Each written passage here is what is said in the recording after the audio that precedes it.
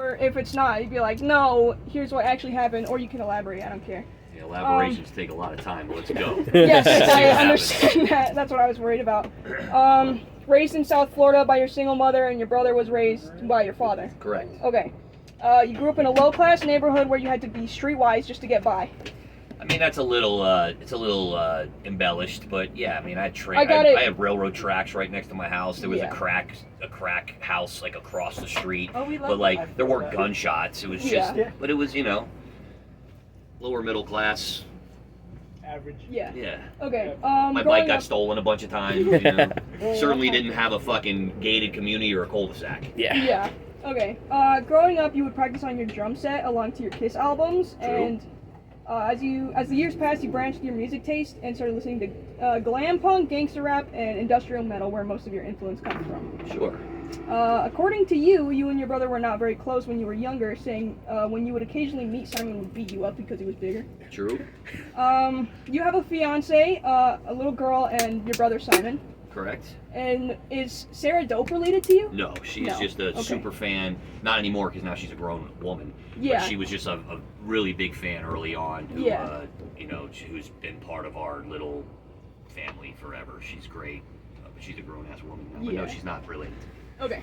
And then that was all just for like your life stuff. This is all career. 1995, you moved to New York City to start Dope with your brother and founded it with money you got from selling drugs. Correct.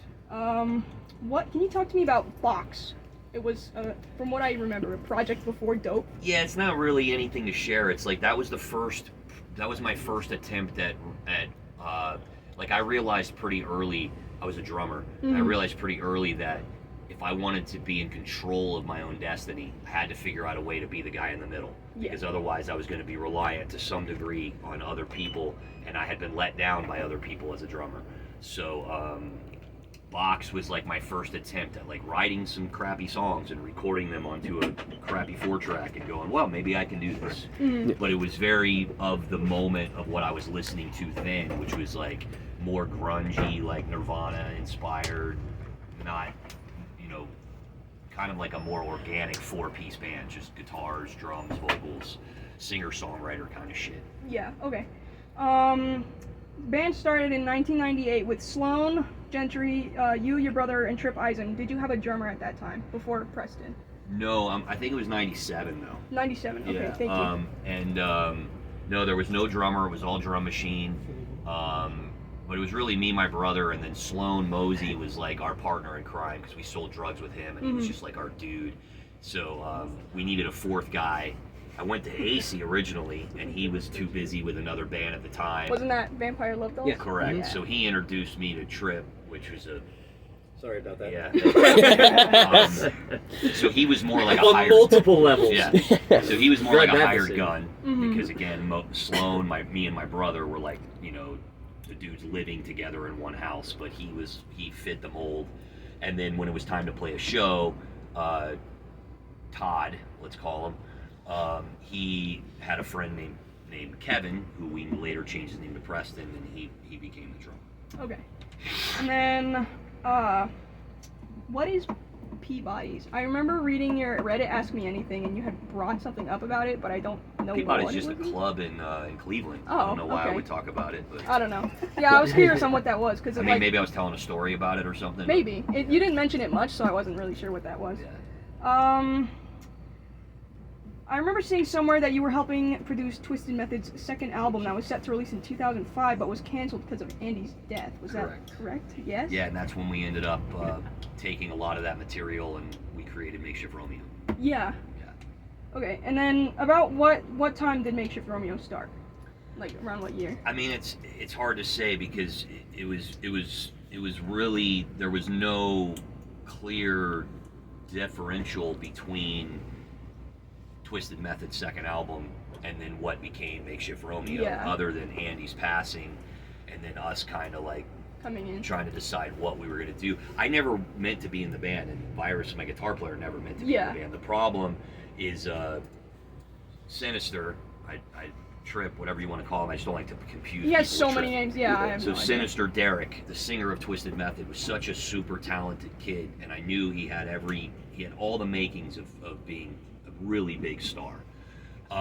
problem with him is that his ambition is like non-existent. Like he just wants to smoke weed and chase girls, and he's probably still like that at 40. Probably. And God bless him, because he's gotten by. But left to their own devices, like having produced that Makeshift Romeo music, and he had a drummer and he had a bass player, and they were showcasing for labels, and we put them in such a great position to succeed. But in typical Derek Tribbett fashion, they just didn't rehearse enough, they weren't prepared, and when they were showcasing their talent to the labels were just kind of like, man, this sounds like a studio project. Like, it's so good in the studio, but when we go see this band or meet with them or do a showcase, it's like, just doesn't live up. So me joining Makeshift Romeo and Virus joining Makeshift Romeo was more of like a last ditch effort to just save all the work that we had done on this music that we thought was great, and we just wanted people to hear it. And I knew at the bare minimum, at least if we did it the way we did it, we could do one tour, people could hear it, and we could at least feel like all that work wasn't for nothing. Because if I would have just left it to those guys, it would have just ended up ending and no one would have ever heard it or cared. Yeah. So That's cool. I didn't know that. but that kid is still like one of my dear friends to this day. He's like one of the only people that I have ever wanted to invest a significant amount of my time into. I never got anything for it, but great, super talented. If I had his talent mixed with his talent and looks mixed with my ambition, I would have been a superstar. Can you tell me about your time in Pigface? Because I can't really find much about that. It's not even real. Like Martin Atkins was a really, really savvy music business dude, and Pigface is really a genius idea because it allows Martin to have this thing called Pigface and to invite people that were into either Pill or Ministry to go like, hey, you want to work together on something? And you're like, sure, you're a legend. Of course, I'd love to be in the studio with you. But really what he does is he like listens to your music and goes, oh, I like this song. I want to make that a Pigface song. So Pigface can play your great song live. And you go, well, okay, you're going to do a remix of it. And so what did I do? I gave him some stems and he did a remix, and he had somebody from Kitty play bass on it or something. Like, it's a very weird model. But again, it works for him because it allows Pigface to be marketed with all these different associations that they have a loose connection with. Yeah. And it's worked really well for him. So I wish Martin nothing but the best. But I mean, we did a tour with them, which was much more memorable than anything we did in the studio, because again, it was really just taking my song and doing a remix of it and calling it Pigface. It's kind of what Pigface does. Yeah. Okay, and then That's not unkind to say, right? No, not at all. No. so you ended up leaving Makeshift Romeo, and then in Well, we just dissolved Makeshift Romeo. Yeah. They never did anything after I left because there was no one driving it anymore. It's like a car with a bunch of kids that don't know how to drive. So as soon as you pull the car over to the side of the road, it's like, even if you leave the keys in the ignition, it ain't going nowhere except for maybe into a ditch. Yeah. But it was in a ditch when I fucking got in the car and tried to drive it away, so it's no different. Dang. You're welcome. Okay, remember how you just said, did I say anything unkind about Atkins? Maybe. But that wasn't Martin Atkins. No, exactly. That was Sinister. That was Derek, yeah. Yeah, well, there you go. I don't think it was unkind. It's just it is what it is. Yeah. And then let me know if I got this I mean, wrong. dude, he's the epitome of that joke of the band that locked the keys in the car and couldn't get the drummer out. Only you locked the keys in the car and you couldn't get Derek out. Okay. What do you want me to do? Hit the button. But there's a girl in here and she's naked. Okay, just stay there. October of 2013, you and Nick Dibbs formed the duo Drama Club under the stage names of the twins Zero and Andromeda. And you later confirmed in a Loudwire interview that you were Zero of Drama Club. And what instruments did you play in this band? I don't know if the date is accurate, but that's okay. It was just a collaboration between the two of us. So we purposely didn't have guitars in it because we really wanted to make it like this electro, like, I don't even know, electro shock pop is I think what we called it. But I sang in it, I played percussion, I probably played some bass programming. Nick did the majority of the programming. He's a super talented guy that, never really, got his due, unfortunately. Great friend, great partner. We worked on a lot of great stuff together. Drama Club was a very important thing for me to sort of reset my inner compass for like, I'd spent 15 years of my life touring, putting off a certain energy of like die motherfucker die and middle fingers to the crowd and getting that same energy back, which is great, but do that for 15 years and it can seep into your soul. Mhm. Yeah. So Drama Club was a way for me to like put a completely different energy out there, and we got to tour with Black Veil Brides and do Warped Tours and like Yeah. play to like all these very young fans, and I was able to like put a very positive message out and get a bunch of positive energy back, which was really necessary for me to return to dope and be able to put those middle fingers and that die motherfucker die energy back into the crowd and get it back, but almost have like a shield around me that allowed it to be like, I leave it on stage now, I don't take it home with me. Yeah. You have recently started working alongside Static X as creative director and an executive producer for their newest albums, Project Regeneration Volume 1 and 2. Correct. Okay. And then, what is Echo Dope Studios? There is no Dope Studios. There's Echo Studios. That is my. You can Google it. It's a. Yeah.